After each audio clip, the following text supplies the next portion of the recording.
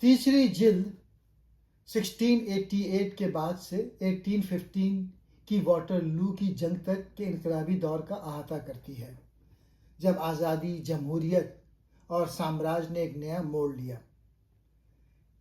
انقلاب اتفاق سے نہیں، حالات کے نتیجے میں آتے ہیں۔ ہر بڑی تبدیلی کے پیچھے درد، ناانصافی اور جدوجہد کی کہانی ہوتی ہے۔ 1688 صرف بادشاہ کی تبدیلی نہیں تھی، یہ سوچ کی تبدیلی تھی۔ گلوریس ریولوشن نے بادشاہت کو محدود کیا اور پارلیمنٹ کو طاقت دی۔ آزادی کو شکل ملی قانون کی حکمرانی میں۔ چرچل کے نزدیک اصل آزادی قانون کے تابع ہونا ہے، نہ کہ بادشاہ یا طاقتور کے۔ قلم اور پریس تلوار سے زیادہ طاقتور ہو گئے۔ علم اور خبروں نے سیاست اور عوام کو بدلنے کی طاقت حاصل کی۔ جب عوام کو اپنی آواز ملتی ہے تو سلطنتوں کو سننا پڑتا ہے۔ جمہوریت کا آغاز عوام کی شراکت سے ہوتا ہے۔ بادشاہوں کا دور ختم ہو کر قوموں کا دور شروع ہوا۔ لوگ قوم بن کر ابھرے اور حکمران محض نمائندے رہ گئے۔ امریکی انقلاب نے آزادی کا چراغ روشن کیا۔ 1776 کا اعلان آزادی پوری دنیا کے لیے مثال بنا۔ برطانیہ کی طاقت سونے میں نہیں، حکمرانی میں تھی۔ چرچل کے نزدیک انصاف اور قانون سلطنت کی اصل بنیاد تھے۔ پارلیمنٹ کی طاقت عوام کا فخر بن گئی۔ چرچل جمہوریت کو ایک قومی ورثہ سمجھتے ہیں۔ انقلاب کی آگ میں قوم کا کردار ڈھلتا ہے۔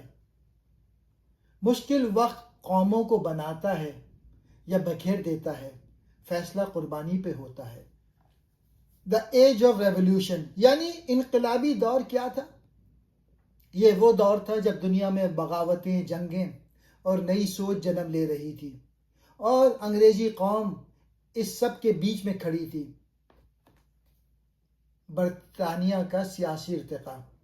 18ویں صدی میں برطانیہ میں پارلیمنٹ کو بادشاہ سے زیادہ طاقت ملنے لگی۔ یہ جمہوریت کی جڑیں مضبوط ہونے کا وقت تھا۔ اس کے بعد امریکی انقلاب۔ ونسٹن چرچل تفصیل سے بیان کرتے ہیں کہ کیسے برطانیہ کے خلاف امریکہ نے 1776 میں آزادی کا اعلان کیا اور نئی ریپبلکن ریاست قائم کی۔ اس کے بعد فرانسیسی انقلاب۔ چرچل فرانس میں انقلاب کو پرتشدد اور انتشار انگیز سمجھتے ہیں، جبکہ امریکی انقلاب کو نظم و ضبط والا۔ نپولین کی فتوحات۔ نپولین کی آمد نے یورپ کا نقشہ بدل دیا اور برطانیہ کو ایک قومی اتحاد اور بحری طاقت کے طور پر ابھرنے پر مجبور کیا۔ برطانوی بحری طاقت۔ چرچل نیلسن کی قیادت میں ٹرفلگر کی جنگ کو برطانیہ کی سلامتی کا سنگ میل قرار دیتے ہیں۔ چرچل کا پیغام یہ تھا کہ یہ دور صرف توپوں اور تاج کا نہیں تھا، یہ نظریات کا ٹکراؤ تھا۔ انگریزی بولنے والی قوموں نے آزادی، قانون اور عقل پہ مبنی حکومت کو دنیا میں پھیلایا۔ 18ویں صدی میں دنیا بدل رہی تھی۔ انقلاب، بغاوت اور آزادی کی لہر نے سب کچھ ہلا دیا۔ برطانیہ نے پارلیمنٹ کو طاقت دی، امریکہ نے آزادی حاصل کی اور فرانس میں تخت الٹ گئے۔ چرچل بتاتے ہیں کہ یہ صرف جنگیں نہیں تھیں، بلکہ یہ ایک نئی دنیا کے خواب تھے۔ انقلابی دور میں انگریزی قوم نے سیکھا کہ اصل طاقت بندوق نہیں، نظریہ اور انصاف ہے۔ چرچل کی تیسری جلد کا موضوع سیاسی، فوجی اور سوشو معاشی انقلابات جو برطانیہ، امریکہ اور دیگر انگریزی بولنے والی اقوام کو شکل دیتے ہیں۔ گلوریس ریولوشن کے اثرات۔ کتاب کا آغاز 1688 کی گلوریس ریولوشن سے ہوتا ہے، جب ولیم اور میری نے تخت سنبھالا اور برطانیہ میں آئینی بادشاہت مضبوط ہوئی۔ اب بادشاہ کی طاقت قانون اور پارلیمنٹ کے تابع ہو گئی، جس نے جمہوریت کا بیج بویا۔ اس کے بعد وہ لکھتے ہیں پارلیمنٹ کی طاقت اور سیاسی ارتقاء۔ چرچل بتاتے ہیں کہ 18ویں صدی میں پارلیمانی نظام مضبوط ہوا. وزیر اعظم جیسے رابرٹ والپول نے پالیسیوں اور گورننس میں تسلسل پیدا کیا اور سیاسی جماعتیں ابھرنے لگیں. استعماری پھیلاؤ اور امریکہ کی آزادی. اس دوران انگلینڈ نے امریکہ، بھارت اور دیگر خطوں میں نو آبادیاتی وسعت پائی، لیکن امریکی نو آبادیات میں آزادی کی خواہش ابھری جو 1776 میں امریکی انقلاب پہ مبنی تھی. چرچل نے اس جدوجہد کو افسوسناک مگر فطری قرار دیا. اس کے بعد وہ لکھتے ہیں امریکی انقلاب، امریکن ریولوشن. امریکہ میں ٹیکس کے بغیر نمائندگی نہیں جیسے نعرے مقبول ہوئے.